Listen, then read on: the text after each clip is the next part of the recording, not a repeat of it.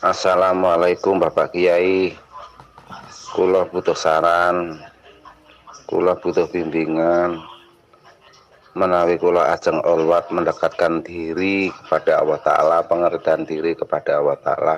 Carane pripun Pak Yai? Nyuwun diparingi saran lan pengertian ilmu nih Pak Kiai. Waalaikumsalam warahmatullahi wabarakatuh. Cara kita khalwat atau cara kita berzuhud atau cara mendekatkan diri kepada Allah haruslah perang dahulu. Haruslah memerangi setan-setan yang terkutuk.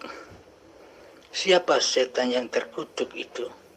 Setan yang terkutuk tak lain dan tak bukan adalah diri kita sendiri yang selama ini mentuhani diri kita sendiri. Selama ini kita tak bertuhankan Allah.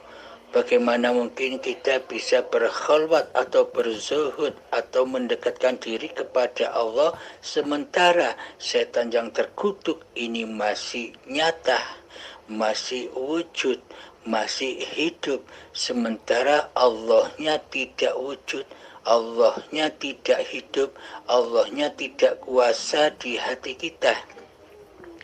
Maksudnya berzuhud, maksudnya berkhalwat itu adalah menetapkan Allahnya di hati daripada menetapkan setan yang terkutuk di hati. Siapakah setan yang terkutuk di hati itu? Tak lain dan tak bukan diri kita sendiri, nama kita sendiri yang selama ini kita tidak menyadari berposisi sebagai Allah di dalamnya.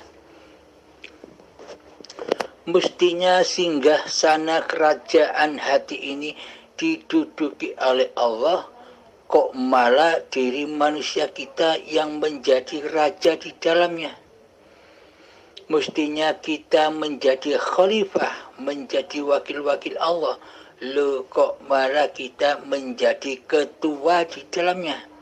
Sedangkan Allah kita buang, sedangkan Allah kita tiadakan, sedangkan Allah kita gaibkan di hati kita selama ini. Mari itu kita sadari dulu sebelum kita bertakarrub, sebelum kita berzuhud, sebelum kita berkhalwat kepada Allah, maka kenali dulu diri manusia kita sendiri dahulu. Berposisi apa selama ini diri manusia kita di hati kita? Berposisi menjadi Tuhan bukan? Berposisi menjadi Allah bukan? Bagaimana mungkin kita bisa mengabdi kepada Allah sementara selama ini yang jadi Allah adalah kita sendiri? Maka syarat-syarat untuk berkhalwat, syarat-syarat untuk berzuhud adalah dengan zikir rasa. Zikir itu ada 4 tahapan. 1 zikir jahar, 2 zikir siri, yang ketiga zikir sirrul asrar, yakni zikir rasa. Zikir rasa untuk menuju zikir yang keempat, fana'ul zikri, untuk memfanakan zikir manusianya. Karena sesungguhnya manusia itu tidak bisa berzikir. Sesungguhnya manusia itu tidak bisa beraf'al. Sesungguhnya manusia itu tidak bisa hidup.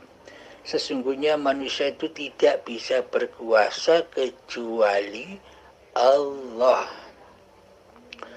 Inilah yang dimaksud fana'ul zikri. Jika sudah sampai kepada hakikat dan makrifat, tentu manusianya sudah tak berlaku lagi. Tentu manusianya sudah tak ada lagi.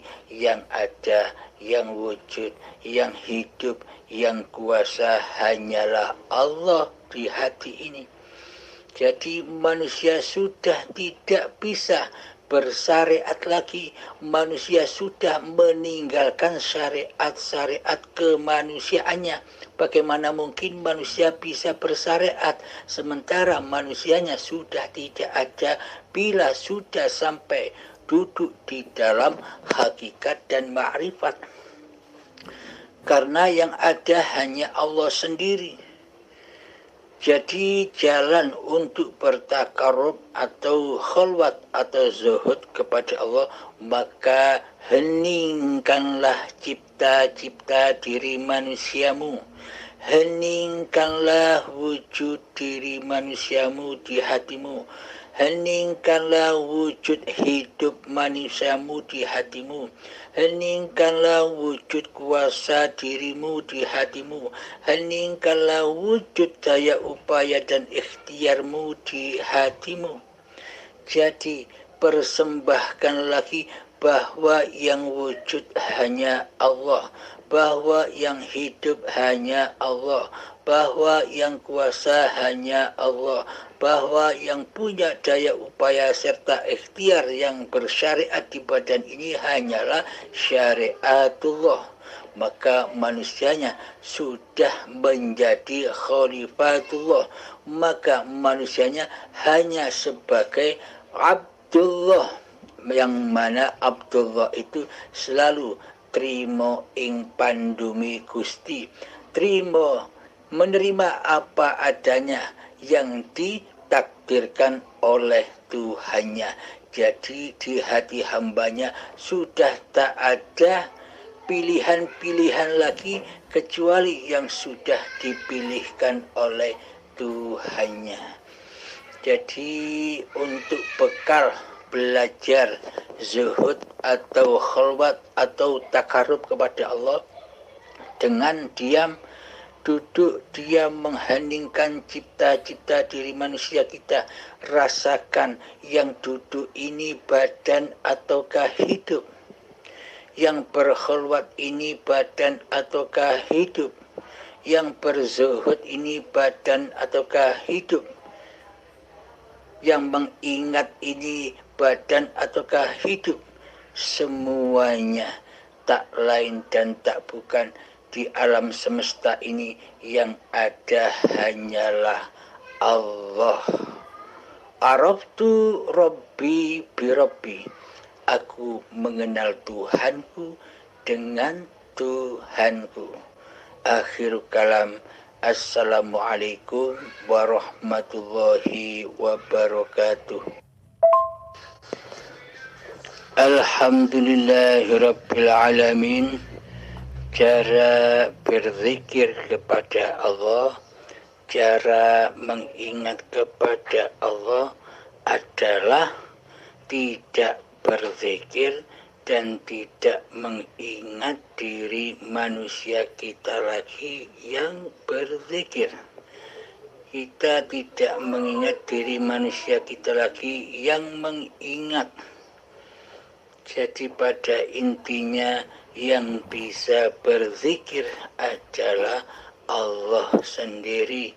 Yang bisa mengingat Allah adalah Allah sendiri. Coba dihayati, coba di tafakuri di dalam hati kita masing-masing. Seumpama tidak ada hidup di badan ini, apakah ada zikir? Apakah ada ingat? Berarti yang mengingat hidup adalah hidup itu sendiri. Yang mengingat Allah adalah Allah sendiri. Jadi tak satu pun manusia bisa mengingat Allah. Tak satu pun manusia bisa berzikir kepada Allah kecuali zatnya sendiri. Siapakah? Hidup itulah yang berzikir kepada zatnya sendiri. Maka dari itu pagelaran di dunia ini yang ada hanya panggung sandiwaranya Allah sendiri, yang mengadakan, yang menciptakan sesebutan-sesebutan ada taat, ada maksiat, ada baik, ada buruk, ada lelaki, ada perempuan, ada kebaikan dan ada keburukan, ada min, ada plus, ada panas, ada dingin, ada anugerah, ada bencana dan sebagainya. Semuanya berpasang-pasangan. Itulah kesempurnaan Allah. Coba bila Allah itu hanya cinta kepada yang baik-baik saja, mestinya Allah menciptakan malaikat saja. Allah tidak akan menciptakan setan. Karena keduanya dicipta hanya membuktikan bahwa Allah itu maha sempurna. Contoh, arus listrik. Bila Allah cinta kepada yang baik-baik saja, pasti Allah hanya menciptakan arus listrik yang plus saja. Allah tak akan menciptakan yang minus. Karena minus itu jelek, kata manusia. Tapi di sisi Allah sama. Plus minus itu sama. Baik dan buruk itu sama. Taat dan maksiat itu sama. Panas dan dingin itu sama. Pahala dan dosa itu sama. Tak ada bedanya di sisi Allah. Karena Allah lah penciptanya.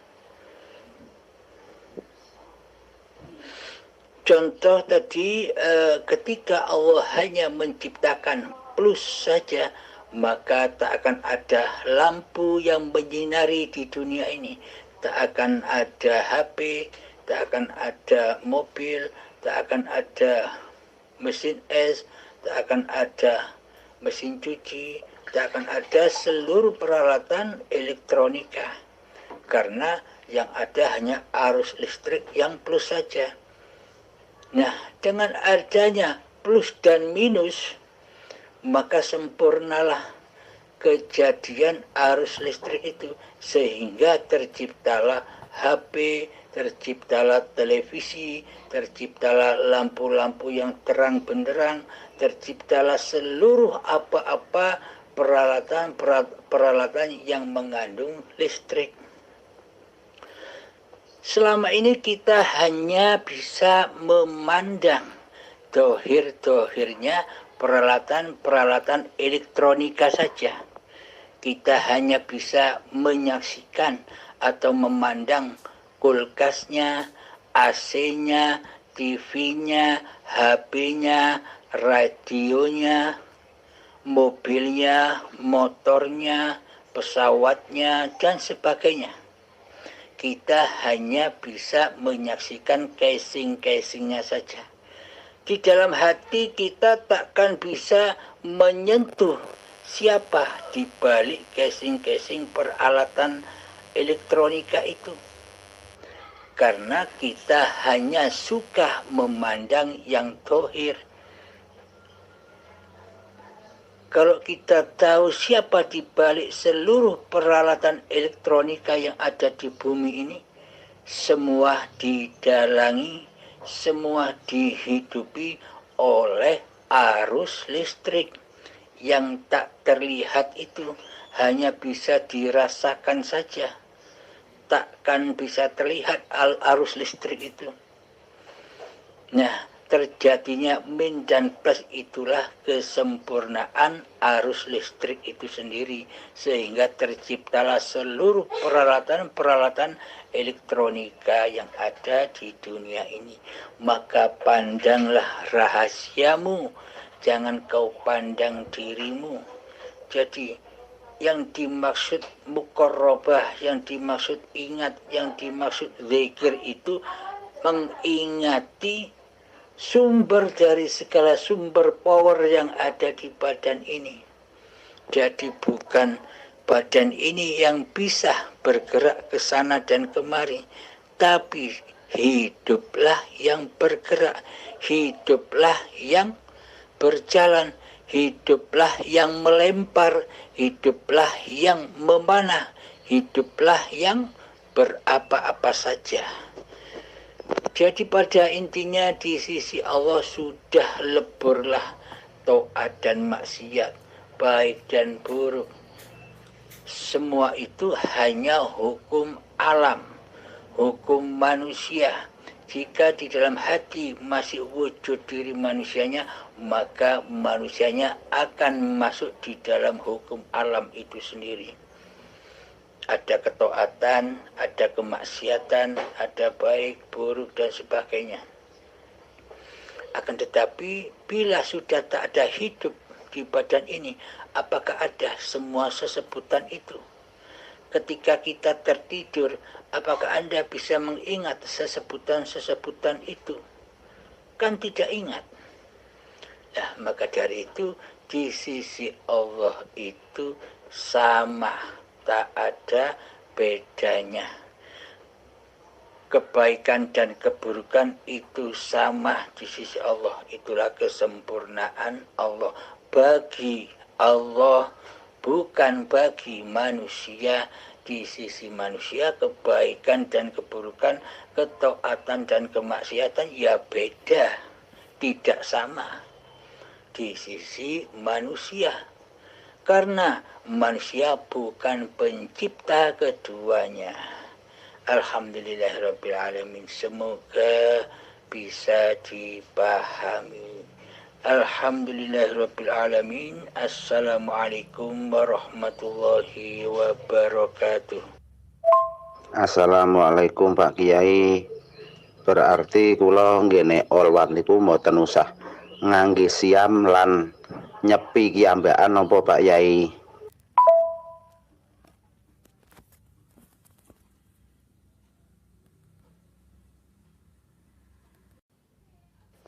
Menengi ati marang Gustimu. Assalamualaikum Bang Halim. Selamat pagi. Saya doakan mudah-mudahan Bang Halim sentiasa dalam kesehatan bersama dengan keluarganya. Tolong minta izin ya Bang Halim untuk ijazahkan saya supaya saya dapat mengamalkan amalan ini. Terima kasih. Silakan tapi jangan Anda yang mengamalkannya. Maksudnya apa Bang? Assalamualaikum warahmatullahi wabarakatuh. Bismillahirrahmanirrahim. Ashhadu an la ilaha illallah wa ashhadu anna Muhammadur Rasulullah. Allahumma salli ala Sayyidina Muhammad wa ala ali Sayyidina Muhammad. Rabbi shrah li sadri wa yassir li amri wahlul 'uqdatam min lisani yafqahu qawli. Amin. Bismillahirrahmanirrahim. Beramal apa saja, jangan sampai di hati merasa diri manusia kitalah yang merasa berkuasa untuk beramal. Agar semua amal-amal yang dilakukannya tidak jatuh ke dalam linapsi, yaitu amal pengakuan diri manusianya lah yang mentuhani di dalamnya, yang menguasai di dalamnya. Buatlah sebuah amal itu menjadi lillahi ta'ala. Jadi beramal apapun, hati sudah tidak berharap apapun, kecuali mengingat, menyaksikan Allah lah yang mengadakan amal-amal badaniah itu. Inilah tanda-tanda orang yang mengabdi kepada Allah, tidak mengabdi kepada hawa nafsunya sendiri. Selama ini kita beramal, pasti ada tujuannya di balik amal-amal itu. Mengamalkan solawat, mengamalkan apa saja, pasti ada tujuan-tujuan hawa nafsu di dalamnya. Tujuan suksesnya pekerjaan, tujuan suksesnya cita-cita, tujuan pahala, tujuan surga, seluruhnya bukan tujuan kepada mengingat Allah. Karena di dalamnya yang berlaku, yang beramal masih diri manusianya. Karena selama ini yang jadi Tuhan, karena selama ini yang jadi Allah di hati kita adalah hawa nafsu kita sendiri. Kita tidak menyadarinya karena selama ini kita tak bertuhan. Selama ini seolah-olah saja kita bertuhankan Allah, tapi aplikasi hati kita tidak bertuhankan kepada Allah, melainkan mentuhankan kepada diri kita sendiri sebagai pelaku amal-amal yang kita kerjakan. Inilah tanda-tanda bahwa selama ini kita belum bertuhan. Bertuhannya, beragamanya hanya sebatas kulit saja, hanya sebatas dohir saja, hanya sebatas syariat saja. Maka dari itu bertuhanlah kepada Allah yang menciptakan dirimu dan yang menciptakan seluruh gerak amal perbuatanmu. Sesungguhnya seluruh amal manusia yang ada di dunia ini sesungguhnya adalah lillahi ta'ala. Allah lah yang memperjalankan seluruh manusia. Akan tetapi mayoritas manusia tidak mau bila Allah yang berbuat. Manusia tidak rela bila Allah yang menguasai dirinya.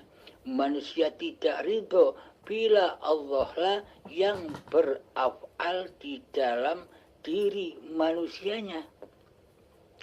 Karena manusianya belum bertuhankan Allah. Maka dari itu, kenalilah Allah dengan seluruh sifat-sifatnya agar kita bisa bertuhan kepada Allah. Sebelum mengenal Allah, maka kenalilah diri kita sendiri. Siapa diri kita sendiri? Apakah diri kita ini Tuhan ataukah yang diciptakan Tuhan? Apakah diri ini Allah ataukah yang diciptakan oleh Allah? Selama ini proses posisi diri kita selama ini bagaikan Allah, bagaikan Tuhan yang mengkuasai apa-apa yang dilakukannya. Sedangkan Allah sebagai Tuhan tiada wujudnya di hati kita. Sedangkan Allah sebagai Tuhan tiada wujud hidupnya di hati kita. Sedangkan Allah sebagai Tuhan tidak ada wujud kuasanya di hati kita. Berarti selama ini kita tidak bertuhan. Nyatanya Allah tiada. Nyatanya Allah gaib. Apakah demikian yang disebut bertuhan? Inilah kenyataan diri kita selama ini yang seolah-olah bertuhan, yang seolah-olah sudah beragama secara badaniah, secara manusia. Akan tetapi secara Tuhan, secara Allah di dalam hati kita masihlah ateis, tak bertuhan. Karena yang ada, karena yang wujud, karena yang hidup di hati kita masihlah diri manusia kita sendiri daripada Allah. Bila dinyatakan bertuhan, bila dinyatakan beragama, mestinya yang ada di hati ini hanyalah Allah. yang mentuhani seluruh af'al-af'alnya manusia. Inilah yang disebut khalifatullah sesuai dengan perannya, peran khalifatullah, yakni pengganti-pengganti Allah, wakil-wakil Allah. Jangan jadi raja di dalamnya. Selama ini kan yang jadi raja kita. Seolah-olah kita merajai, mentuhani di dalam hati kita ini atas apa segala tindak laku diri kita sendiri selama ini. Selama ini kita terputus dari hablum minallah, terputus dari kekuasaan Allah, terputus dari hayatullah.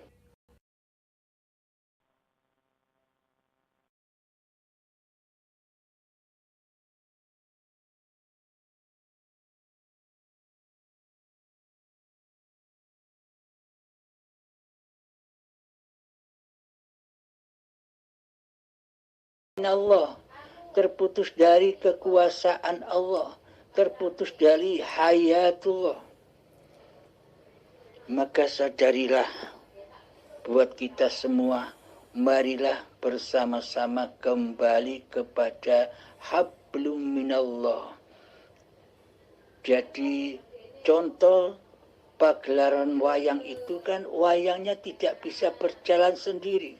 Wayangnya tidak bisa melangkah sendiri, wayangnya tidak bisa berbicara sendiri, wayangnya tidak bisa berbuat sendiri tanpa adanya hablun dalang, talinya dalang, hidupnya dalang. Maka dari itu sadari, nyatakan di dalam hati kita bahwa posisi diri manusia ini adalah tiada, mati, dan fana. Adanya diri ini, adanya perilaku ini, adanya perbuatan ini, adanya gerakan ini karena adanya hidup. Hidup itulah yang dimaksud sang dalang. Hidup inilah yang mendalangi seluruh alam semesta ini. Maka amaliyah yang paling agung di sisi Allah adalah zikir. Afdalul zikri fa'alam annahu la ilaha illallah. Tiada Tuhan selain Allah. Yakni di hati kita tiada yang lain selain Allah. Bila di dalam hati ini yang ada hanya diri manusia kita, berarti selama ini kita yang jadi Tuhan. Tidak terasa, tidak kita sadari. Maka dari itu Tuhankanlah Allah daripada mentuhankan diri kita sendiri di hati kita. Maka kenalilah sifat-sifatnya Allah dan kenalilah sifat-sifat diri manusia kita. Yang mana sifat wajib bagi diri manusia kita? Sifat wajib bagi diri manusia kita adalah kebalikan dari sifat-sifatnya Allah. Bila Allah yang wujud, maka kita adam, tiada. Bila Allah yang hidup, maka diri kita mati. Tak bakal bisa ada penguasa, dua penguasa di hati ini. Pasti salah satu. Bila yang jadi Tuhan dirimu, diri kita, pasti Allahnya gaib. Bila yang jadi Tuhan Allah, maka diri manusianya yang gaib. Jadi itulah yang dimaksud menyembah dan mengabdi. Apapun yang kau amalkan, jatuhkanlah hati ke dalam lillahi ta'ala. Akhir kalam, assalamualaikum warahmatullahi wabarakatuh. Waalaikumsalam warahmatullahi wabarakatuh. Masya Allah, Bang Halim, semua jelas sekali. Insya Allah akan saya amalkan. Saya mengucapkan banyak-banyak ribuan terima kasih dengan Bang Halim ya. Assalamualaikum warahmatullahi wabarakatuh. Waalaikumsalam warahmatullahi wabarakatuh. Assalamualaikum. Saya mau bertanya Kang Mas, saya Mustaqim dari Ponorogo. Posisi di Malaysia, Kang. Pertanyaan nomor 1. Jadi, apa kita harus selalu menetapkan keakuannya hidup atau Allah itu, Kang, dan menghilangkan keakuannya hamba atau manusia, begitukah, Kang? Dan pertanyaan nomor 2, kalau sudah belajar ilmu ketuhanan terus tidak melakukan sholat secara syariat, itu apa salah, Kang? Kalau ada salah, minta maaf, Kang, yang sebesar-besarnya. Akhirul kalam. Assalamualaikum warahmatullahi wabarakatuh.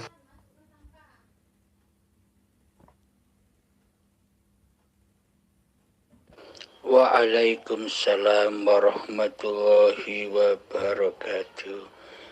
Betul, pada intinya di dalam hidup ini kita selalu menetapkan hidup ini Allah sebagai Tuhannya seluruh manusia.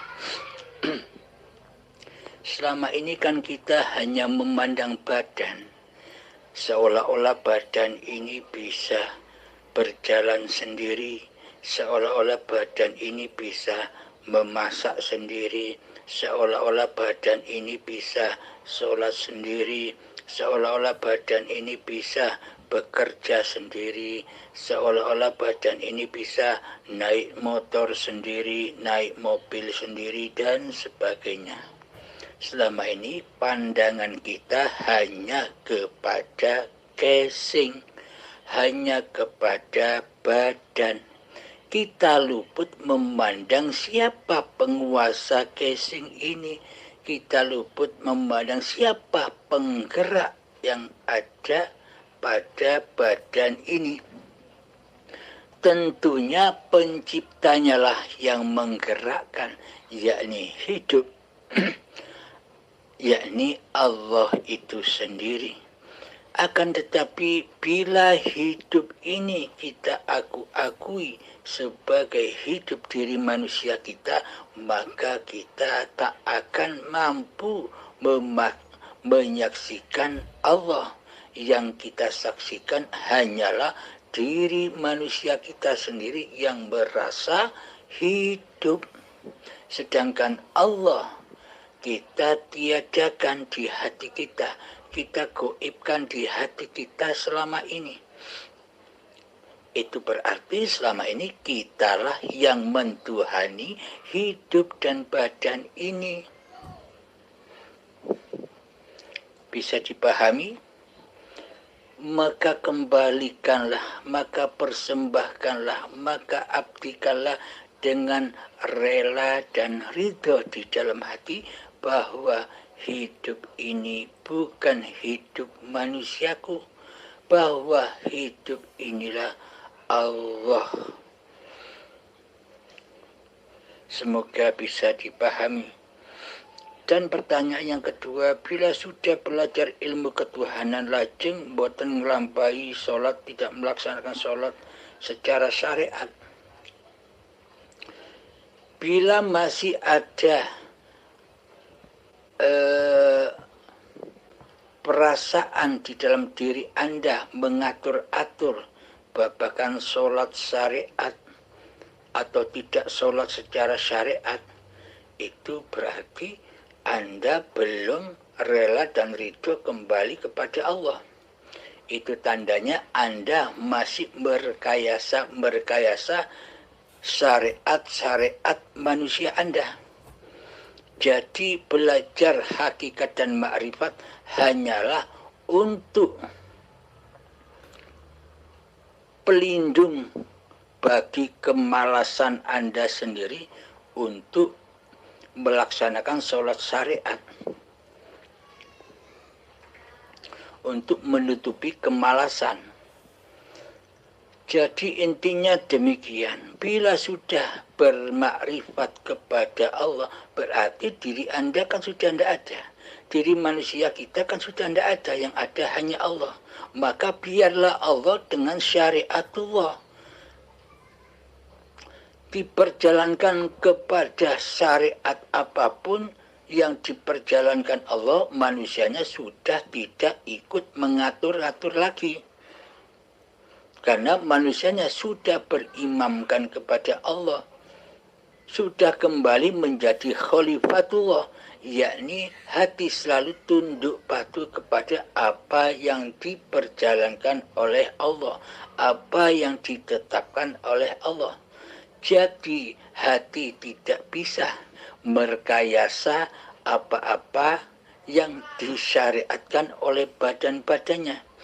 Pada intinya ketika manusia itu sudah bermakrifat kepada Allah, berarti manusianya sudah meninggalkan syariat-syariat diri manusianya. Maksudnya manusia sudah tidak merasa bersyariat lagi.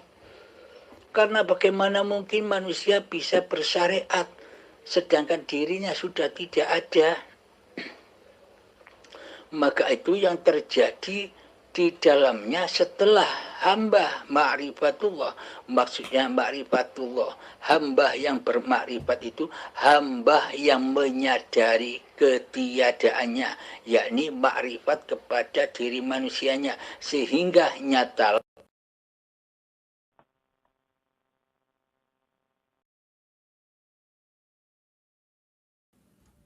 The Bluetooth device is ready to pair.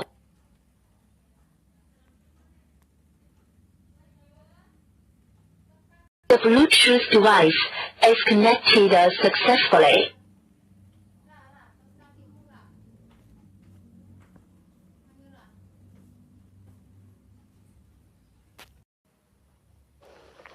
Maka itu yang terjadi di dalamnya setelah hamba ma'rifatullah. Maksudnya ma'rifatullah, hamba yang bermakrifat itu hamba yang menyadari ketiadaannya, yakni makrifat kepada diri manusianya, sehingga nyatalah ma'rifatullah. Jadi yang dimaksud manusia yang bermakrifat itu adalah manusia yang sempurna, manusia yang sudah kembali kepada kesuciannya, yakni ketiadaannya, yakni kematiannya, yakni ketidakadaannya. Itulah yang dimaksud manusia yang makrifat. Setelah manusia bermakrifat, man arafa nafsahu faqad arafa rabbahu, maka nyatalah ma'rifatullah. Yang ma'rifat adalah ya Allah sendiri, yang wujud Allah sendiri, yang hidup Allah sendiri, yang kuasa Allah sendiri, dan yang bersyariat atas seluruh manusia hanyalah Allah sendiri. Jadi manusianya sudah tidak ikut-ikut bersyariat. Contoh, ketika manusia diperjalankan Allah melaksanakan sholat secara syariat, manusianya pun sudah tidak ngaku-ngaku bahwa sholat ini milik manusianya. Di dalam hatinya sudah tak ada pengakuan bahwa yang sholat ini manusianya, karena manusianya sudah tidak ada. Bagaimana mungkin manusianya bisa sholat sementara manusianya tidak ada? Demikian pula ketika Allah memperjalankan orang-orang yang tidak sholat secara syariat, di dalam hatinya pun juga tidak mengaku-akui bahwa diri badannya lah yang tidak sholat secara syariat. Sudah tiada pengakuannya di dalam hatinya. Yang melaksanakan seluruh gerak laku badannya sudah bukan manusianya lagi, yakni Allah sang penguasa manusia. Jadi ketika manusia sudah tidak mampu, tidak berkuasa atas syariat-syariat manusianya, maka disitulah kebenaran Allah. Maka disitulah af'alullah. Apapun yang terjadi di dalam manusia yang sudah demikian, sudah tidak ada yang salah lagi. Hatinya sudah selamat menuju kepada Allah lah penguasa diri manusianya. Meskipun ia sholat secara syariat, hatinya selamat. Tidak mengaku-ngakui bahwa yang sholat itu dirinya. Meskipun tidak sholat secara syariatnya, tidak diperjalankan Allah mengerjakan syariat sholatnya. manusianya pun juga selamat, karena di dalamnya tidak mengaku-ngaku bahwa dirinya lah yang tidak sholat secara syariat. Jadi pada intinya di dunia ini yang ada hanya syariatullah, syariatnya Allah sendiri. Adanya benar dan salah, adanya taat dan maksiat, adanya baik dan buruk. Semua itu karena masih ada dan masih wujud diri manusianya di hatinya. Karena manusianya masih merasa menjadi penguasa dan mentuhani badan-badannya serta mentuhani syariat-syariat manusianya sendiri. Maknanya hatinya masih linafsi. Segala amaliyah, segala sholat, bila di hati ini masih linafsi, yang berasa berbuat diri manusianya, yang berasa bersyariat diri manusianya, semuanya salah di sisi Allah. Apa buktinya salah? Karena manusia mensekutukan Allah dengan diri manusianya. Itu yang salah. Karena manusianya merasa bisa mendalangi dirinya sendiri. Manusia merasa mentuhani dirinya sendiri. Itu yang salah. Jadi bukan orang yang sholat dan yang tidak sholat yang salah. Akan tetapi kondisi hatinya yang salah. Meskipun orang itu ketika masih wujud diri kemanusiaannya di hatinya, meskipun sholat secara syariat ataupun tidak sholat secara syariat, tetap salah. Karena yang jadi Tuhan adalah diri manusianya sendiri. Alhamdulillahirrabbilalamin. Semoga bisa dipahami. Renungkanlah, tafakurilah di dalam hati kita masing-masing. Bila masih bingung, tafakur di dalamnya, minta petunjuk kepada Allah, minta pertolongan kepada Allah, yakni dengan cara menyatakan di dalam hati kita bahwa hidup ini adalah hidupnya Allah. Allah pasti membimbing kita semua. Akhirul kalam, assalamualaikum warahmatullahi wabarakatuh. Waalaikumsalam warahmatullahi wabarakatuh. Nggih, suwun Kang Mas keteranganipun, kula pahamane alon-alon. Assalamualaikum warahmatullahi wabarakatuh.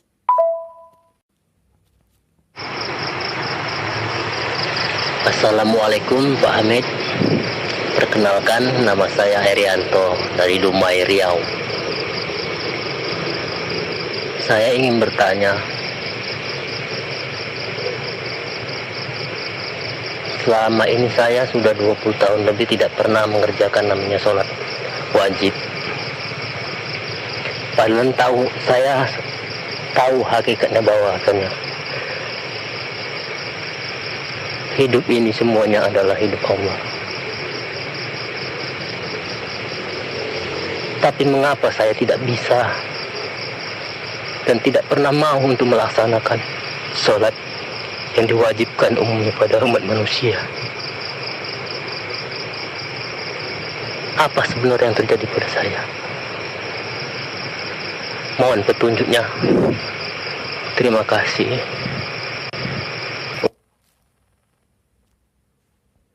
Waalaikumsalam warahmatullahi wabarakatuh. Anda selama 20 tahun mengalami kegundahan yang hebat karena Anda tidak melaksanakan sholat secara syariat. Maka dari itu, setelah Anda memahami babakan hakikat dan makrifat, coba dites kepahaman Anda, laksanakan sholat 5 waktu. Dan di dalamnya jangan Anda yang merasa sholat. Ketika Allahu Akbar, nyatakan di situ hanya Allah lah yang bisa memahabesarkan dirinya sendiri. Hanya Allah lah yang bisa mengangkat tangan kita. Hanya Allah lah yang bisa memberdirikan badan-badan kita ketika sholat. Hanya Allah lah yang bisa mengucap berkalam-kalam di dalam doa-doanya sholat. Hanya Allah lah yang bisa merukuk sujudkan badan-badan ini di dalam sholat. Jangan sampai diakui di dalamnya bahwa sholat ini sholat manusianya. Karena bila diakui bahwa sholat ini, syariat ini, kuasa diri manusianya, maka batallah di sisi Allah. Maka tidak akan diterima di sisi Allah. Apa syarat amal yang diterima oleh Allah itu? Syarat amal yang diterima oleh Allah adalah kita tidak merasa beramal, yang melakukan amal, yang mensyariatkan badan-badan ini, yang menghidupkan badan ini, yang menggerakkan badan ini, yang mengafalkan badan ini, semuanya hanya hidup, hanya Allah, hayatullah. Inilah syarat diterimanya amal hingga menjadi amal yang soleh. Maknanya apa amal soleh itu? Bukan amal manusianya. Yang terjadi di dalam hati manusianya adalah lillahi ta'ala. Jadi solatku, ibadahku, hidup dan matiku hanyalah milik Allah, bukan milikku hamba. Inilah yang dimaksud lillahi ta'ala, dan inilah yang dimaksud solat yang mi'raj. As-salatu mi'rajul mu'minin. Inilah yang solat, inilah yang dimaksud aqimis sholah li dzikri. Inilah yang dimaksud mendirikan solat, bukan mengerjakan solat.